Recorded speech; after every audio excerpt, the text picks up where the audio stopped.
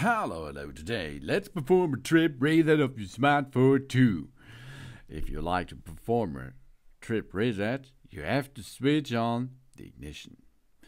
And then you can see the monochrome display in front of you. And there you can see the trip. The trip is shown only for a trip on the right middle side of the screen in the center. On the left side you see the total kilometer per. On the right side you can switch between menus and you can see the trip. To get to the trip you have to cycle between the menus. For this we will need the multifunction button or lever. The lever is on the right side nearly at your steering wheel. So have a look on the right side now, and there you can see this is the multifunction lever. Okay, let's have a look on the right side of this monochrome center display and look at the lever here. The lever comes with two buttons. We can switch between the menus with the upper button. And now we perform to push this button until we reach the trip section.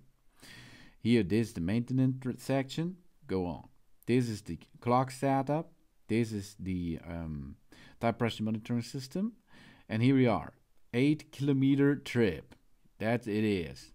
Now, to perform a clear reset, you have to use the lever again. Here you can see 8 kilometer. This is the trip. That means the trip, the distance which you driven before the last reset. Okay, on the left side you see the total, on the right side you see the trip. So go back to the lever and now we go to where that is. Setting, and we now use the OK button. And the OK button will reset the trip. Push and hold it for approximately 3 up to 5 seconds and the trip will be at 0 again. Here we are, job's done. Trip is reset. Oh, that's cool.